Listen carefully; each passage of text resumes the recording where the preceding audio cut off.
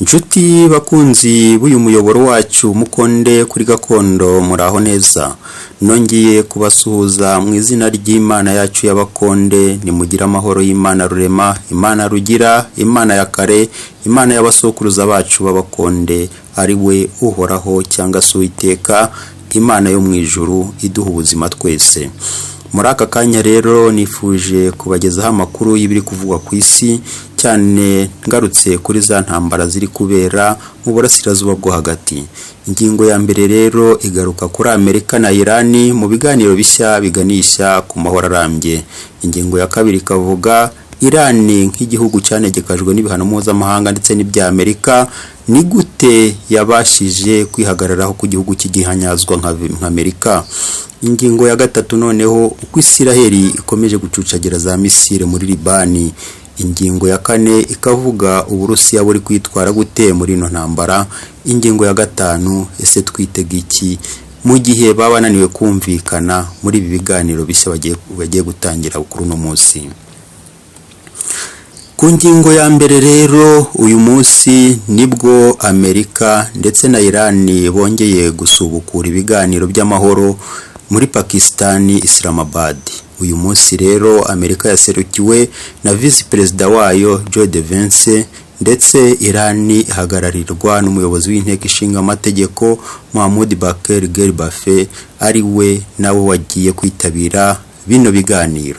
Ibyo rero mbere yuko bagerayo hari izindi delegasiyo zabanje ku munsi w'ejo, delegasiyo y'Abanyamerika ndetse na delegasiyo ya Irani bo bari baraye muri Pakistani. Uyu munsi rero tugiye gutangira kumva andi mateka mashya hagati y'Abanyamerika n'Abanya-Irani, nyuma yuko nta biganiro bitaziguye byari biheruka hagati y'ibyo bihugu byombi. Twibutse yuko ibiganiro baherukaga ni ibiganiro by'amasezerano ya nucleaire yari yarabaye muri 2015, ariko akaza guseswa na Trump muri 2018. Kuva icyo gihe rero umuyobozi w'ikirenga wa Irani ari we Khamenei wishwe mu ntangiriro y'ino ntambara, yari yaravuze yuko nta gusubira mu biganiro n'Abanyamerika, kuko Abanyamerika atari abantu bo kwizerwa. Nuko rero none ubu ngubu twongeye kubabona basubiye mu biganiro imbona nkubone, nyuma yuko babanje kujya mu mitsi. Bivuze rero iyo buri wese ari we kwiyumvamo imbaraga kugira ngo babashe gutuza, nuko abanza kumvana, bamara gupezanya noneho akaba aribwo noneho bumva yuko bagomba kwicarana bakaganira. Bivuze ngo ari Amerika yumvise ingufu z'Abanya-Irani na Irani yumva ingufu z'Abanyamerika, none ubu ngubu bagiye kwicara ku gatebe baganire. Ubu rero tugiye gukurikira neza, twitege ibizava muri ibi biganiro.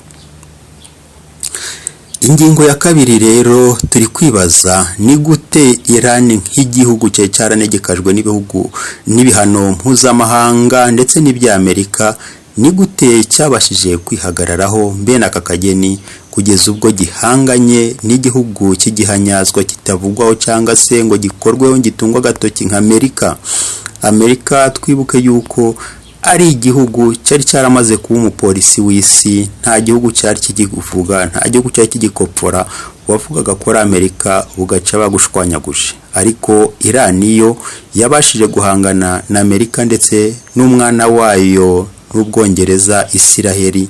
Birangiye rero bumvanye imitsi ndetse bagiye mu biganiro. Ni gute rero kino gihugu cyabashije kwihagararaho mbene aka kageni? Irani yabashije kwihagararaho nyuma yuko yari yarafatiwe ibihano bikomeye cyane mu by'ubucuruzi ndetse n'ibyo gukora intwaro, bituma noneho Irani isa naho igiye mu bibazo bikomeye by'ubukene. Ariko mu by'ukuri nk'Abarabu uburyo bazi kugerageza kwihagararaho, bo bakomeje kwikorera za misile zabo bayishyira mu buhuniko.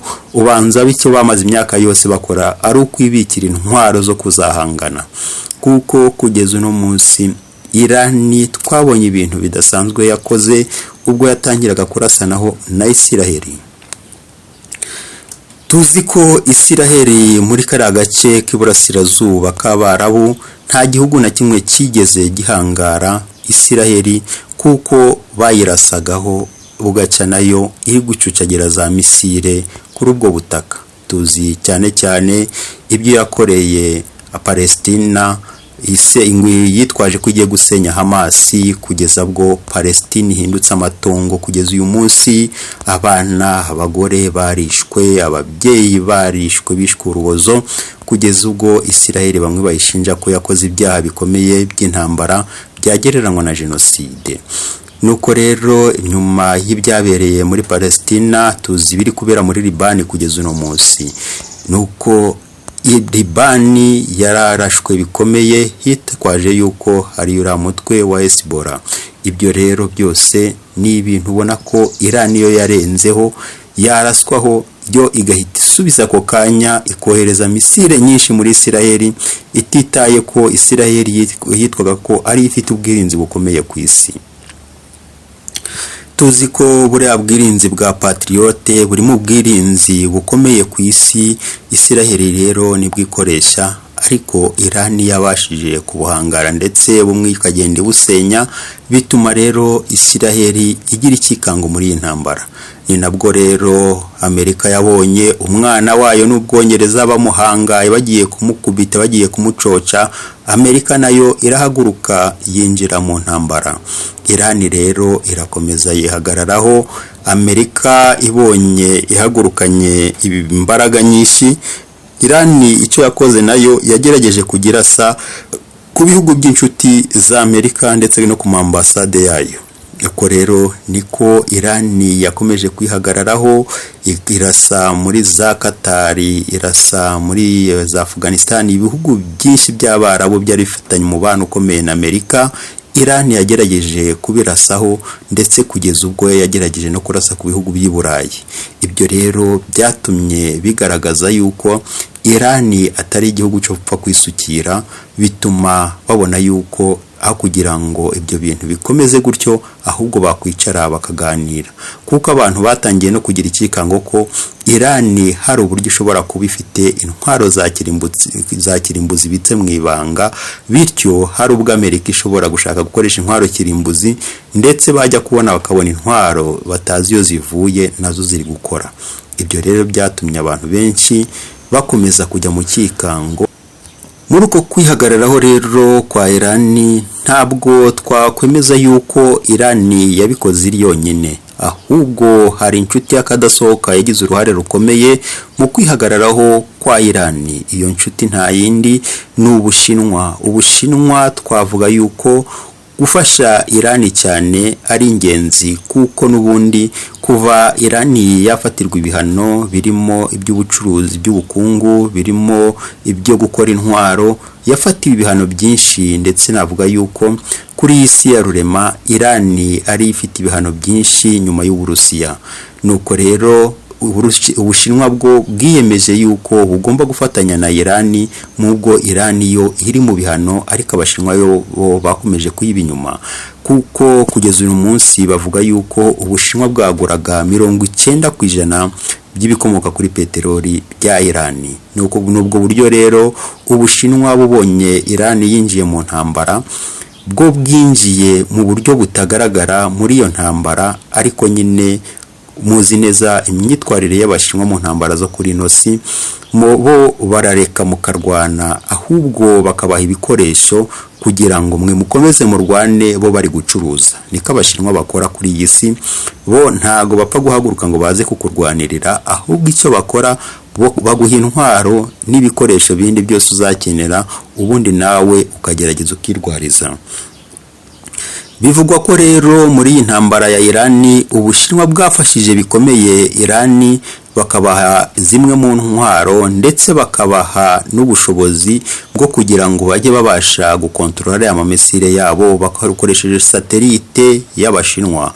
Bavuga ko kugira ngo Iran ibashe guhamya intego ari uko yabashije kwifashisha satellite bahawe n'Abashinwa, kugira ngo bajye babasha guhamya neza intego yaho bagiye kurasa. Ibyo rero biri kugaragaza uruhare rw'Abashinwa muri iyi ntambara, usibye ko babikoze ku buryo bw'amayobera cyane, ku buryo nta gihugu na kimwe cyabashaga kuba kiryera. Abashinwa bo batanze ibikoresho, kandi nyuma bongera kugaragara bari kuvuga yuko bari guhamagarira abantu kuva muri izo ntambara bakajya mu biganiro by'amahoro. Abashinwa rero nuko bitwaye muri iyi ntambara, bagerageza guha Iran ibikoresho, ariko nanone bagaragara nkaho badashaka intambara ku isi. Nuko rero abashinwa bitwaye, ndetse kugeza uyu munsi bivugwa yuko bafite n'uruhare rukomeye muri ibi biganiro, kuko aribo basabye Amerika kuba yaganira na Iran, ndetse basaba na Iran bateraga inkunga cyane ko yakwitabira ibiganiro. Ibyo rero biri mu byasize igitutu kuri Iran yari yarihagazeho, ivuga yuko itazigera iganira na rimwe mu gihe batarayemerera ko batazongera kuyirasaho na rimwe, ahubwo bo bavugaga ko nta gahenge bazemera, ahubwo bashaka ko bizezwa amahoro arambye, ko nta na rimwe bazongera kubarasaho ndetse n'inshuti zabo.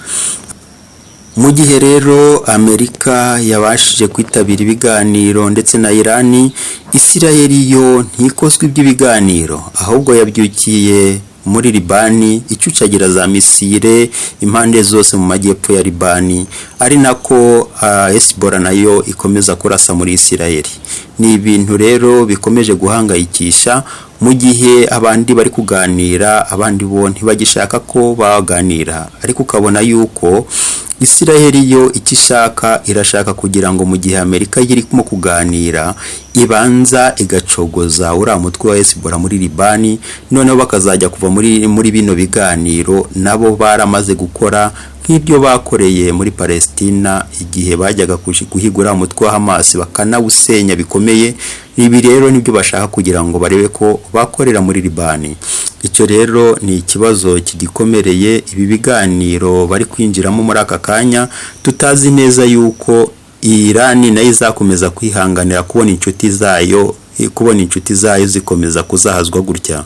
Ibi rero biri no mu bintu byarakaje cyane Iran n'uno munsi, kuko kugeza ubu ngubu nubwo yari yarekuye ubwato bumwe ngo butambuke hariya muri Hormuz, ariko yawigeza hita irakara ndetse irongera irawufunga. Nta nuzi neza yuko ibi biganiro mu gihe byaba bitemeranyije neza ku gahenge kazaboneka hagati ya Iran ndetse n'inshuti zayo, ntabwo twizeye neza yuko Iran izomera ko ibikomoka kuri peteroli bikomeza gutambuka hariya muri Hormuz. Gusa ubwo batangiye ibiganiro, nzi neza yuko Amerika nayo ikishaka ari ukugira ngo amahoro aboneke, ndetse nayo ibashe kongera gucuruza peteroli binyuze muri uriya muhora. Ibyo rero reka tubyitege, nimba Isiraheli nayo iri bwemere kwinjira muri ibi biganiro, cyangwa se nimba iri bukomeze kurasana nk'uko uriya muyobozi wa Isiraheli Netanyahu yakomeje gukoma agatoki ku kandi ko adashobora gupfa kwinjira mwa biriya biganiro. Mu biganiro byateguwe bavuga yuko bo Libani ntayirimo, ahubwo Iran ariyo bagomba kuganira. Ariko Iran nayo ikavuga ko mu gihe inshuti zayo zaba zitijejwe gukomeza kurasaho, nabo bazakomeza kubarasaho. Nguko uko rero Isiraheli ikomeje kumera nka kakamasa kazacinka mwa kariya karere. Nyuma yuko tubonye uruhare rw'Ubushinwa ndetse n'ukuntu bubasha gufasha Iran kugira ngo ibashe kwihagararaho, ubu haribazwa byinshi ku ruhare rw'Uburusiya muri ino ntambara. Nta hantu na hamwe twigeze twumva Uburusiya buvugwa muri ino ntambara, inyamara nta kabuza Uburusiya iyi ntambara ntago bwayiburamo, kuko Iran ikeneye amaboko, kandi intsinzi ya Iran ni intsinzi y'Abarusiya, kandi ni intsinzi y'Abashinwa. Uburusiya rero birakekwa yuko nabwo bwaba butanga intwaro zikomeye n'ubundi bufasha mu by'ubutasi n'ubwa gisirikare. Ibyo rero bivuga yuko ndetse no muri iki cyumweru Uburusiya, perezida w'Uburusiya Vladimir Putin yagerageje kuvugana na perezida wa Iran inshuro zigera muri 2 kuri telefone. Ibyo rero bavugana bigaragara yuko ari bijyanye n'amaoperasiyo ndetse n'iby'urugamba. Uburusiya rero bugomba kwigaragaza haba mu buryo bugaragara cyangwa se uburyo bwihishe, kuko intambara zirwanwa mu buryo bwinshi. Abarusiya nabo ntago babura muri ino ntambara. Ayo niyo makuru umukonde kuri gakondo yari yabateguriye. Mu gihe mwamucishimiye ko twabagezaho ibiganiro byacu, inkunga tubasaba no gukora subscribe, mugakora like ndetse na comment, munasharinga ibiganiro byacu kugira ngo bigere kuri benshi. Nimugira amahoro y'Imana rurema, Imana y'abasokuruza bacu b'abakonde, uhoraho Imana yo mu ijuru ikomeze ibane namwe. Turabakunda cyane.